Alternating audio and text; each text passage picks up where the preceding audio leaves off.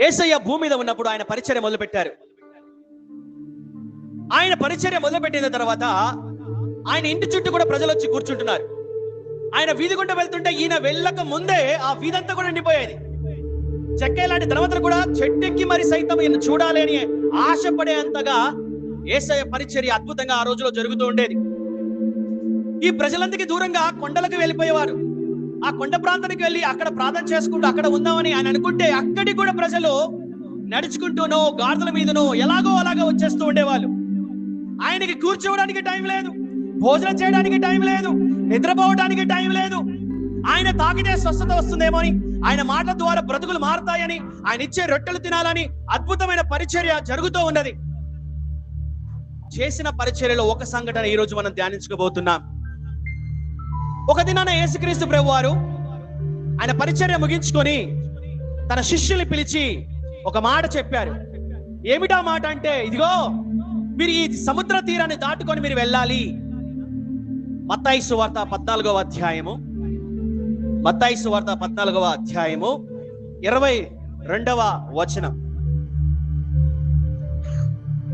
వెంటనే ఆ జన సమూహములను తాను పంపు వేయునంతలో తన శిష్యులు దోణి ఎక్కి తన కంటే ముందుగా అద్దరికి వెళ్ళవలనని ఆయన వారిని బలవంతం చేశారు. జాగ్రత్త గమనించండి. యేసుక్రీస్తు ప్రభు వారు ఎక్కడికి వెళితే అక్కడ శిష్యులు ఉండేవాళ్ళు, శిష్యులతో పాటు ప్రజలు కూడా ఉండేవాళ్ళు. యేసయ్య చేసిన పరిచర్యలో శిష్యులతోనే ఆయన వెళుతూ ఉండేవారు. ఏ చోటకి వెళ్ళినానో, ఏ ప్రాంతంలో ఉండినానో శిష్యులతో ఉండేవాళ్ళు. కానీ ఈ సందర్భంలో ఆయన ఏం చెప్తున్నాడంటే, మీరు దోణి ఎక్కి అద్దరికి వెళ్ళిపోండి. అద్దరి అనగా ఏమిటంటే, ఈ ఒడ్డు నుంచి ఆ ఒడ్డుకు వెళ్ళిపోండి అని ఎవరు చెప్తున్నారు? చెప్పడం కాదండి బాబు, బలవంతం చేస్తున్నాడు. ఆయన ఫోర్స్ చేస్తున్నాడు. ఏమంటున్నాడంటే, ఈ అద్దరి నుంచి ఆ అద్దరికి మీరు వెళ్ళిపోండి, మీరు దోణి ఎక్కి వెళ్ళిపోండి. ఆయన ఏకాంతంగా ఉండడానికి ఇష్టపడుతున్నాడు. ఆయన ఏకాంతంగా ఉండి ఏం చేస్తాడయ్యా? ప్రార్థన చేసుకుంటూ ఉంటాడు. ఇప్పుడు శిష్యులు, సరే ప్రభువా నువ్వు చెప్పినట్టుగా మేము చేస్తామని వాళ్ళు బయలుదేరడానికి ఇష్టపడ్డారు. అయితే అక్కడ ఆ సముద్ర తీరాన ఒక్క పడవే ఉన్నది. శిష్యులు ఆ పడవ దగ్గరికి వెళ్ళిపోయి, ఇక్కడ ఒకటే పడవ ఉన్నది కదా, యేసయ్య ఎలా వస్తారు? సాయంకాల సమయం అవుతుంది, రాత్రికాల సమయం కాబోతున్నది, ఒకటే పడవ ఉన్నది, తర్వాత పడవలు లేవే, మీ ముందుగా వెళ్ళిపోతే యేసయ్య ఎలా వస్తారు అనే ప్రశ్న వాళ్ళకి రాలేదు. వాళ్ళు ఎంత గొప్పలు తెలుసా శిష్యులు? దేవుడు చెప్పింది చెప్పినట్టుగా చేస్తారు, తిరిగి ప్రశ్నించరు. ఏమండి, శిష్యులకు ఉండాల్సిన గొప్ప లక్షణం ఏంటంటే మాటకి లోబడాలి, తిరిగి ప్రశ్నించకూడదు. యేసు చెప్పిన మాటకి లోబడ్డారండి. ఎవరో? శిష్యులు. శిష్యులు అక్కడికి వెళ్ళిపోయి, యేసయ్యా ఒకటే పడవ ఉన్నది, నువ్వు వచ్చి అనలేదు. యేసయ్యా మీతో పాటే వస్తాము, ఇక్కడే కూర్చుంటాం అనలేదు. మేము ఒంటరిగా పోమని అనలేదు. యేసు చెప్పాడు, ప్రయాణం మేము చేయాల్సిందని చెప్పేసి వాళ్ళు పడవ ఎక్కారు. తర్వాత చూద్దాం 23వ వచనం. ప్రార్థన చేయుటకు ఆయన జన సమూహములను పంపివేసి ప్రార్థన చేయుటకు ఏకాంతముగా కొండ ఎక్కిపోయి సాయంకాలం అయినప్పుడు ఒంటరిగా ఉండెను. ఏమండి, ఓ గంట సేపు ప్రార్థన కాదు, ఈ ఆదివారం 2 గంటలు చేసే ప్రార్థన కాదు, సాక్షాత్తు దేవుడే రేయిం పగలు ప్రార్థనలు కలిపేవాడు. దేవుడే అని ప్రార్థన కలిపేవాడు. ఎందుకో తెలుసా? ఆయన ఈరోజు నీకు నాకు మాదిరిగా ఉన్నాడు. ఎంతమంది ప్రార్థన చేస్తున్నారు? ఎంతమంది వాక్యం చదువుతున్నారు? ఉదయాన్నే లేవగానే క్యాలెండర్ మీద ఉన్నటువంటి వాక్యాలు చదివేస్తా ఉంటారు. నేటి క్రైస్తవ సమాజం వాక్యం చెప్పండి, వాక్యం చెప్పడం కోసమే బైబుల్ చదివే సేవకులు ఉన్నారు. వాక్యం చెప్పడం కోసం బైబుల్ చదవద్దు. ఈ రోజు అటెండెన్స్ పడిపోవాలని చెప్పేసి వాక్యం చదవద్దు.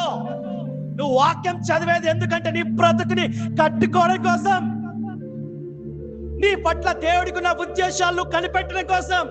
ఏ ఉద్దేశం చేత దేవుడిని సృష్టించాడో, ఏ ఉద్దేశం చేత బెంగళూరులో పెట్టాడో, ఏ ఉద్దేశం చేత ఈ యలంకలో పెట్టాడో నువ్వు కనిపెట్టావా?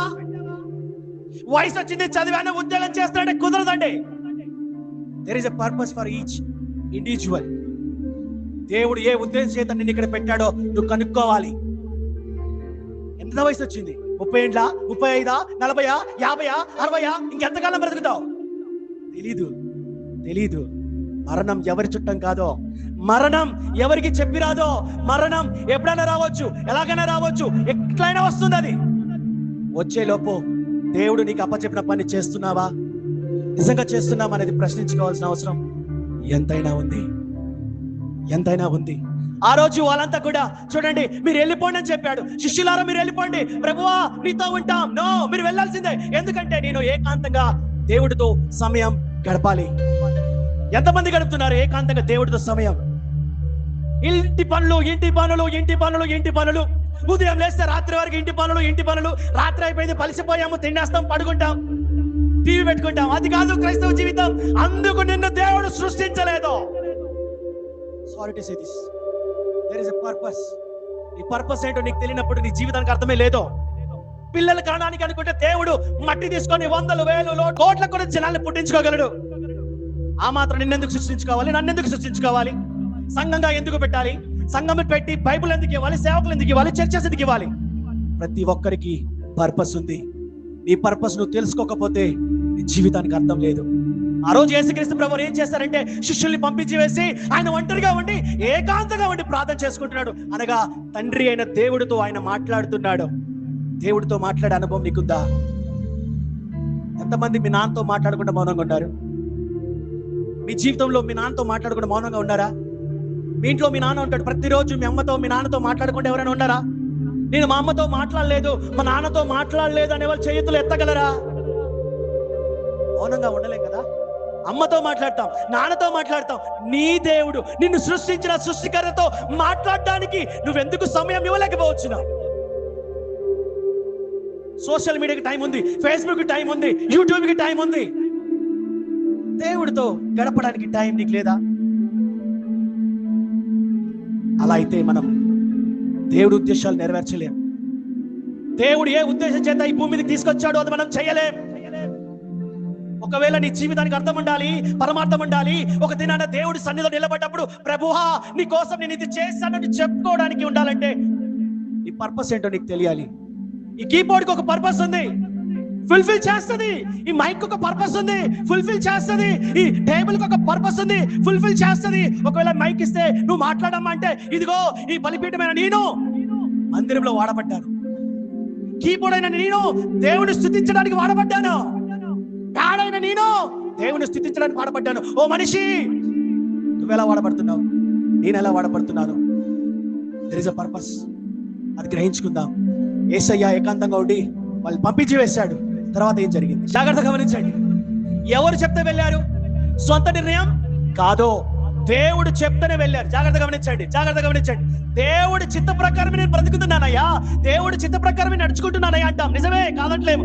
అక్కడ శిష్యులు కూడా దేవుడు చెప్పాడని, అనగా యేసయ్య చెప్పాడని పడవెక్కారు. పడవెక్కిన తర్వాత ఈ దరి నుంచి కాస్త లోపలికి వెళ్ళిన తర్వాత ఏమొచ్చింది? గాలులు వచ్చాయి, తుఫాను వచ్చింది, సముద్రము మింగేయలాగున ఆ పరిస్థితులు వచ్చాయి. అప్పుడు ఆ శిష్యులు అనుకోలేదు, ఎందుకు ఎక్కామురా ఈ పడవ? ఒరే యోహాను, యాకోబు, ఈరోజు మనని సమాధి, ఈ జల సమాధి కాబోతున్నామా? ఈ సముద్రం మనల్ని మింగేయవచ్చున్నదా అని అనుకున్నారా? లేదు. చూడండి, దేవుణ్ణి నమ్ముకున్న తర్వాత దేవుడు ఆ సమయంలో వాళ్ళ పక్కన లేడండి.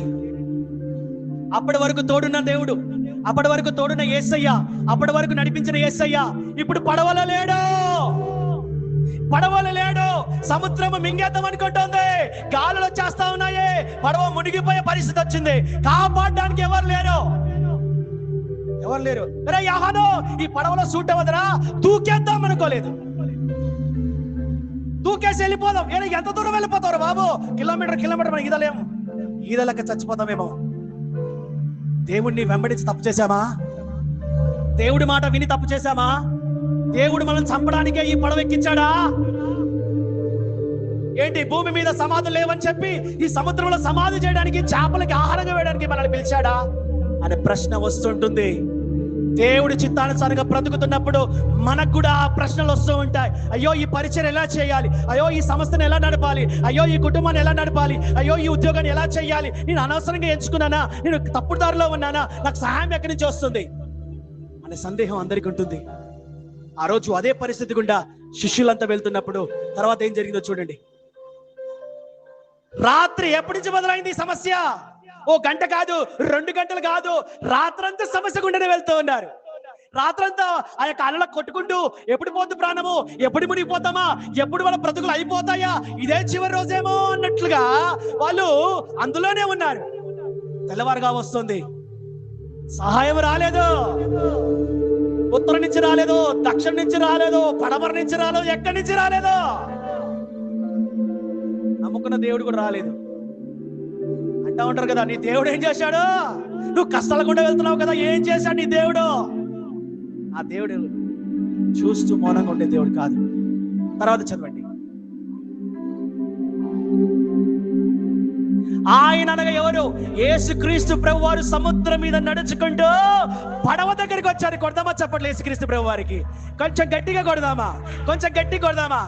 చూడండి, శిష్యులు భయపడుతున్నారు. ఎందుకయ్యా అంటే ఈ సముద్రం ముంచేస్తుందేమో అని. యేసయ్య ఏం చెప్తుందో తెలుసా? ఏం చెప్తున్నాడు తెలుసా? సముద్రం మీద నడిపి చూపించాడు. సముద్రం మీద నడిచి చూశాడు. సముద్రమా, నువ్వు నన్ను ముంచలేవు. నన్ను నమ్ముకున్న నా శిష్యులు కూడా నువ్వు ముంచలేవు.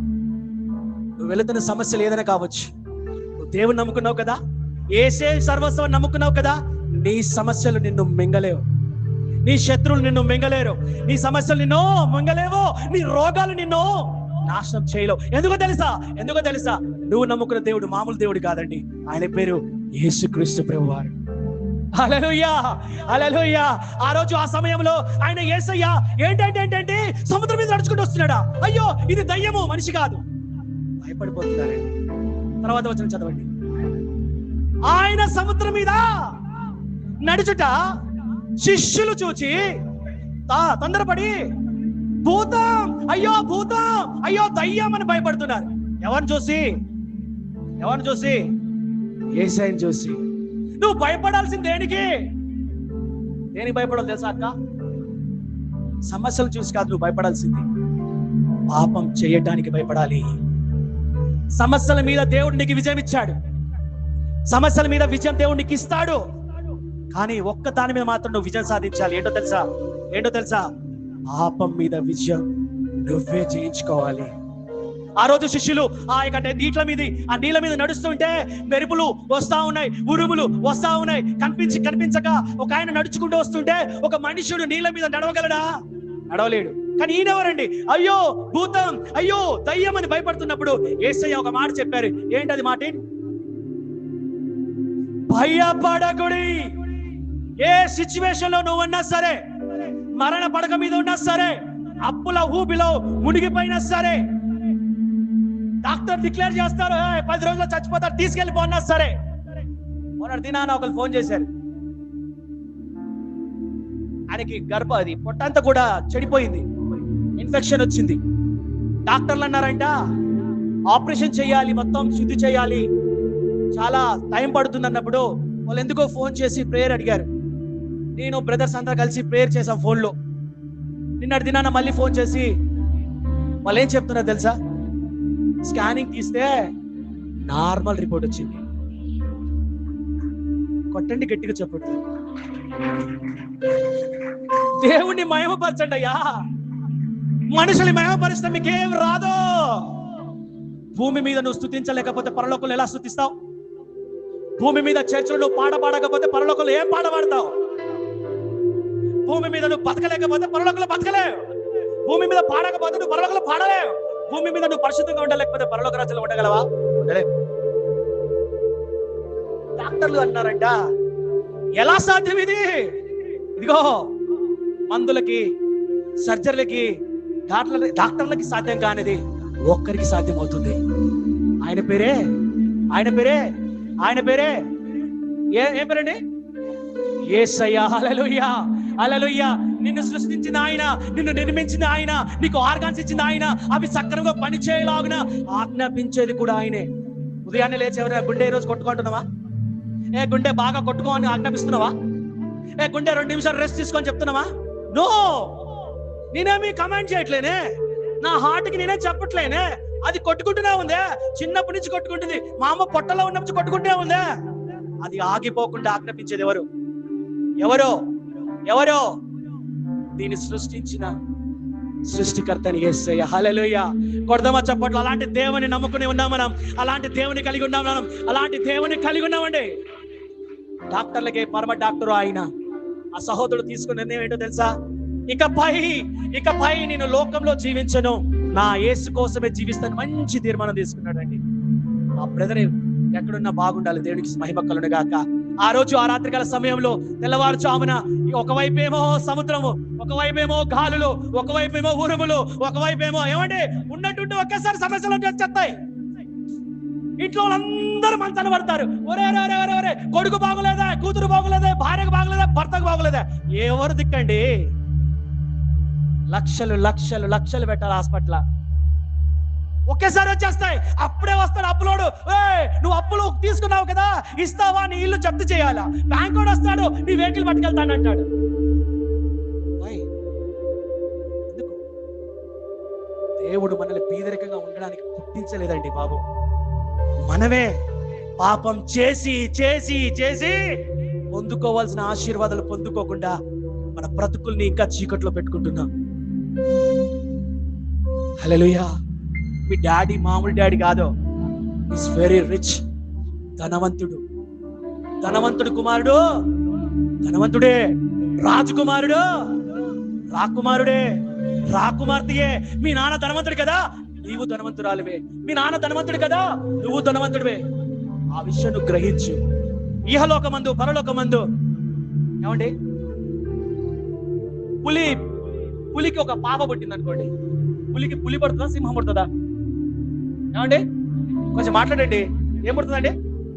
కొంచెం గట్టిగా చెప్పాలి. Hello hello hello. నేను హలో హలో అంటే బోలో బోలో అనాలి. Hello hello hello hello. పులి కడుపులో ఏం పుడుతుంది? ఆ పులిని మనము ఆస్ట్రేలియాలో పెడితే పులి అంటారా, ఇంకోటి ఏమని అంటారా? అమ్మా, ఈ పులి పుట్టింది ఆస్ట్రేలియా పట్టకపోయినా ఏమంటారు దాన్ని? పులే. శ్రీలంక పట్టకపోతే సముద్రంలో తీసుకెళ్ళిపోయి పట్టుకుంటే అక్కడ చూడండి. పులి ఎప్పుడైనా పులియే.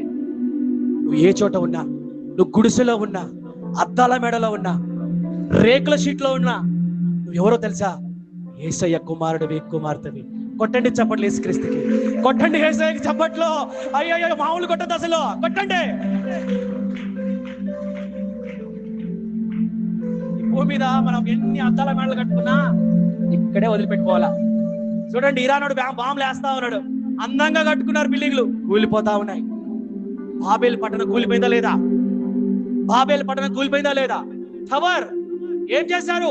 ఆకాశాన్ని తాకే అంతగా టవర్ కట్టుకుందా ఉన్నారు. ఓ, నువ్వు కట్టుకోవాల్సిన టవర్ కాదు, నీ ఆత్మీయ జీవితం, నీ కుటుంబ జీవితం కట్టుకో. అద్దాల మేడలు అవసరం లేదు, డాబాయిలు అవసరం లేదు, గంజి నీళ్లు తాగినా పర్లేదు. పరిశుద్ధంగా బతుకు, పవిత్రంగా బతుకు. లాజరస్ బీదవాడే, ఆయనకి ఒంటి నిండా పుండ్లే ఉన్నాయి. ఎంత భయంకరం తెలుసా? కుక్కలు వచ్చి తాకుతున్నాయండి బాబు ఆ పుండ్లని. పట్టించుకున్న లేడు, కొడుకులు లేరు, భార్య లేరు, స్నేహితులు లేరు, పిల్లలు లేరు. రోడ్డు మీద పడ్డాడు. ఎవడైనా తెచ్చి పెడితే తింటాడు. స్టిల్ నీతిమంతుడు. ఎక్కడున్నాడు? అబ్రహాము రొమ్మున ఉన్నాడు. ఇంకో ఆయన ఉన్నాడు ధనవంతుడు, అంతా సంపాదించుకున్నాడు కానీ క్రీస్తుని సంపాదించుకోలేదు. ఎక్కడున్నాడు? పాతాళంలో ఉన్నాడు. నీ డెస్టినేషన్ నువ్వే నిర్ణయించుకో. ఎక్కడికి పోతావో ఈ భూమి మీద ఉన్నప్పుడే మనం నిర్ణయించుకోవాలి. యేసయ్యా నేను నీతో ఉంటానయ్యా, నువ్వు నాతో ఉండయా అని ప్రార్థన చేసుకోవాలి. తర్వాత ఏం జరిగిందో చూద్దాం, టైం దాటిపోతుంది. పేతురు, ప్రభువా నీవే అయితే నేను కూడా నీ వల్ల నీళ్ళ మీద నడుచుటకు సెలవిమ్ము. జాగ్రత్త గమనించండి. నువ్వు దేవుడు కాబట్టి నీళ్ళ మీద నడుస్తావు, నువ్వు దేవుడు కాబట్టి మరణం చేయిస్తావు. దేవుణ్ణి చంపేసిన తిరిగి లేస్తాడు. ఎందుకు? ఆయన దేవుడు. నీళ్ళ మీద నడవలేడు. ఎందుకు? ఆయన దేవుడు. నేను మనిషిని కదా, నేను నడవగలనా? నేను మనిషిని కదా, మరణం జయించగలనా? నేను మనిషిని కదా, రోగం జయించగలనా అనే సందేహం వస్తుంది. అక్కడ చూడండి ఎంత ధన్యత వచ్చిందో పేతురికి. పేతురు ఏం చేశాడయ్యా? ఆయన రమ్మనగానే పేతురు దోణి దిగి యేసు వద్దకు వెళ్ళుటకు నీళ్ళ మీద నడిచాడు. కొట్టండి చప్పట్లు యేసు ప్రభుకి. పేతురు నీళ్ళ మీద నడుస్తున్నాడు, సడన్ గా మునిగిపోతున్నాడు. చాలా మంది విశ్వాసాలు కొంతకాలం బాగుంటారండి బాబు. సంవత్సరం బాగుంటారు, 2 సంవత్సరాలు బాగుంటారు, 5 సంవత్సరాలు బాగుంటారు. గతంలో చేసిన భయంకరమైన పాపాల కంటే 2 రెట్లు ఎక్కువ చేస్తారు. గుర్తుపెట్టుకోండి, ఇది మొక్కుబడి జీవితం కాదు. మరణం వరకు నమ్మకంగా బతకాలి. చివరి తుది శ్వాస వరకు నమ్మకంగా జీవిస్తేనే పరలోక రాజ్యం ఉంటుంది. 5 సంవత్సరాలు నేను అద్భుతంగా బ్రతకనయ్యా, గత 5 సంవత్సరాలు నేను బతకలేదంటే ఒరేడు పోరా నరకానికి అంటాడు. No mercy at all. అక్కడ జాగ్రత్తగా గమనించండి. పేతురు ఏం చేస్తున్నాడు? నీళ్ళ మీద నడిచాడు, ఒక్కసారిగా మునిగిపోతున్నాడు. కారణం ఏమిటి? కారణం ఏంటో తెలుసా? ఆయన దేవుడి మీద దృష్టి పెట్టలా, సముద్రం మీద దృష్టి పెట్టాడు, గాలి మీద దృష్టి పెట్టాడు, మెరుపుల మీద దృష్టి పెట్టాడు. ఎప్పుడైతే నువ్వు సమస్యల మీద దృష్టి పెడతావో నువ్వు ఓడిపోతావు. నువ్వు సమస్యల గుండా వెళ్తున్నప్పుడు నువ్వు దృష్టి పెట్టాల్సిన సమస్యల మీద కాదమ్మా, నీ దృష్టి ఉండాల్సింది నా యేసు మీద. నీకు విజయం చేకూరుతుంది దేని వల్ల తెలుసా? నీ దృష్టి యేసు మీద ఉంటేనే నీకు విజయం. నువ్వు సక్సెస్ అవ్వాలన్నా, నీ వ్యాపారం బాగుపడాలన్నా, నీ ఉద్యోగంలో వర్తిల్లాలన్నా, నీ రాజకీయం బాగుండాలన్నా, నీ కుటుంబ జీవితం బాగుండాలన్నా, నీ విద్య బాగుండాలన్నా, ఏదైనా కానీ భూమి మీద నువ్వు చేసే ప్రతి పనిలో నీకు సక్సెస్ కావాలంటే నీ దృష్టి ఎక్కడ ఉండాలి? ఎక్కడుండాలయా?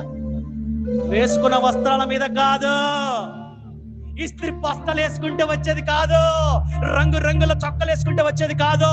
ఇది కేవలం క్రీస్తు మీద దృష్టి పెడితేనే వస్తుందమ్మా. ఆ రోజు పేతురు నేర్చుకున్న పాఠం ఏంటో తెలుసా? యేసయ్య పేతురుకి నేర్పిన పాఠం ఏంటో తెలుసా? ఏ పేతురు, నువ్వు అటు ఇటు ఎందుకు చూస్తున్నావు? నన్ను చూడు. నన్ను చూస్తేనే సముద్రం నీకు లోబడుతుంది. నన్ను చూస్తేనే సముద్రం నిన్ను మింగేయలేదు. నన్ను చూస్తేనే రోగం నీకు హాని చెయ్యదు.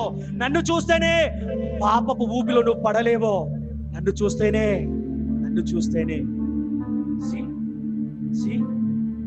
ఎంత అద్భుతమైన రహస్యం ఇది.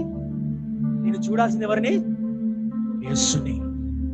అమ్మ నాన్నని కాదు, అధికారుని కాదు, భర్తని కాదు, భార్యని కాదు, పిల్లల్ని కాదు, రాజకీయ వ్యక్తులు కాదు, ముఖ్యమంత్రిని కాదు, ప్రధానమంత్రిని కాదు.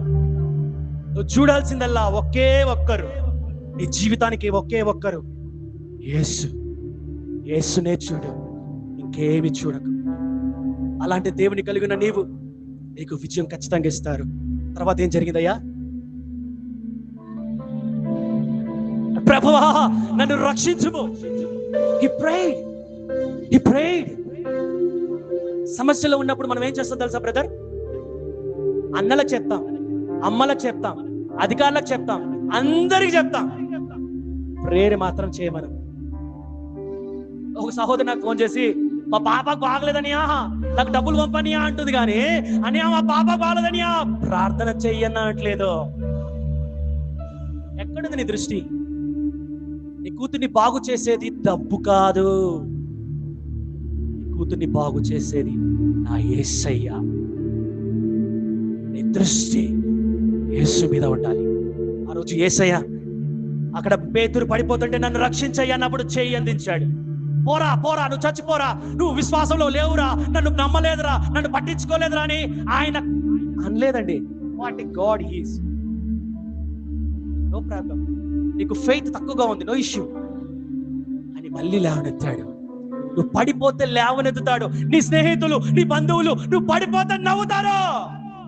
బాగైంది వాళ్ళకి అలాగే కావాలి. వాడు బిజినెస్ లాస్ అంట, బాగైంది.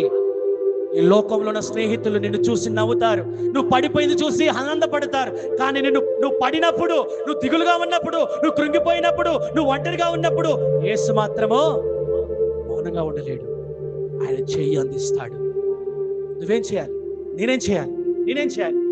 ఆయన చెయ్యి నీ వైపు చాపినప్పుడు యేసయ్యా నన్ను పట్టుకో అని చెయ్యి ఎత్తాలి. అలాంటి దేవునికి ఒక్కసారి చప్పట్లు కొడదామా? అలాంటి దేవుని కలిగి ఉన్నందుకు చప్పట్లు కొట్టకుండా ఉండలేం కదా. చూడండి, ఒక మంచి మాట నేర్చుకుందాం.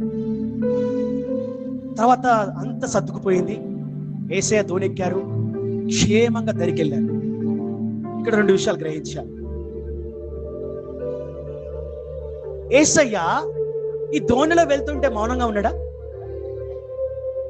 మౌనంగా ఉన్నాడా? ఈయనకేమైనా కళ్ళు భూతద్దాలు పెట్టుకొని అక్కడ సీసీ కెమెరా పెట్టుకొని చూస్తుండే అక్కడ ఏం జరుగుతుందో? Is God. నీ ఇంట్లో ఏమవుతుందో నా ఇంట్లో ఏమవుతుందో, నీ హృదయంలో ఏం జరుగుతుందో నా హృదయంలో జరుగుతుందో, ఏం జరుగుతుందో ఆయనకంతా తెలుసు. ఏమంటే ఒక మాట చెప్తాను, సముద్రం అనేది ఈ లోకం లాంటిది. పడవ అనేది మనం నమ్ముకున్న యేసయ్య ఇచ్చిన రక్షణ ఆనందం, రక్షణ కవచం. ఈ సముద్రం మీద ప్రయాణం చేస్తున్నప్పుడు అలలు వస్తాయి, ఉరుములు వస్తాయి, మెరుపులు వస్తాయి, భయాలు ఉంటాయి, కానీ అందులోనే ఉండాలి. లేదు నేను దూకుతానంటే తిమింగలు వచ్చి మింగేస్తాయి, మొసలు వచ్చి మింగేస్తాయి. కష్టాలు వచ్చినా ఏమొచ్చినా నా మిత్రులారా, యేసు అనే పడవ నుంచి మీరు బయటికి రావద్దు. పోరాడండి, విజయం మనదే. రెండో విషయం నేర్చుకోవాలి. ఏంటో తెలుసా? నువ్వు ఆ పడవలో ఉండి నువ్వు సతమతం అవుతుంటే నా దేవుడు చూస్తూ మౌనంగా ఉండడు. ఆ శిష్యుల దగ్గరికి ఎలాగనైతే వచ్చాడో నీ ఇంటికి, నీ దగ్గరికి వచ్చి నీకు సహాయం చేస్తాడు. నిన్ను విడవడు, వదలడు, మరవడు. క్షణమైనా నిన్ను విడిచిపెట్టాడు. అలాగే క్షణం కూడా నువ్వు విడిచిపెట్టద్దు. ఒక క్షణమైనా దేవుడు నిన్ను విడవడు, మరవడు, ఎడబాయడు. అలాగే నువ్వు కూడా ఒక క్షణం కూడా. అసలు రహస్యం ఒకటి ఉంది, మీరు అద్దరికి వెళ్ళండి, అక్కడికి వచ్చి కలుస్తాను. ఆయన ఏం చెప్పాడంటే మీరు పడవ ఎక్కి అద్దరికి వెళ్ళండి, నేను అక్కడ కలుసుకుంటాను అన్నారు. అంటే అర్థం ఏంటి? అంటే ఏమిటి? ఈ మార్గంలో ఎన్ని సమస్యలు వచ్చినా గమ్యం చేరుస్తాడు. ఆ వాగ్దానము, ఆ ప్రామిస్ ఏదైతే ఉందో ఈ బ్రెయిన్ లో పెట్టుకుంటే, హృదయంలో పెట్టుకుంటే ఎన్ని సమస్యలు వచ్చినా, సముద్రం నువ్వేం చేయలేవు. ఎందుకు తెలుసా? నా దేవుడు ఆల్రెడీ చెప్పాడు, అద్దరికి నన్ను చేరుస్తానని. ఉరుముల పక్కకు పోండే, అలలు పక్కకు పోండే. ఎందుకు? నువ్వేం చేయలేవు. ఎందుకు తెలుసా? నా యేసే నాకు వాగ్దానం ఇచ్చాడు. ఏంటో తెలుసా? ఇదిగో మిమ్మల్ని అద్దరిలో కలుసుకుంటానన్నాడు. ఆయన ఒక వాగ్దానం చేశాడండి. ఏంటో తెలుసా? నేను వస్తాను, వచ్చి మిమ్మల్ని తీసుకెళ్తాను. ఈ భూమి మీకు తగింది కాదు. ఈ భూమి నాశనం కాబోతోంది. కొత్త భూమి, కొత్త ఆకాశం సిద్ధపరుస్తాడు. అక్కడ నీవు, ఆయన, మనం ఉండటానికి ఆయన రాబోతున్నాడు.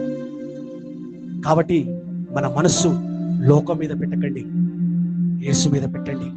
ఒక చిన్న పాట పాడుకొని క్లోజ్ చేసుకుందాం.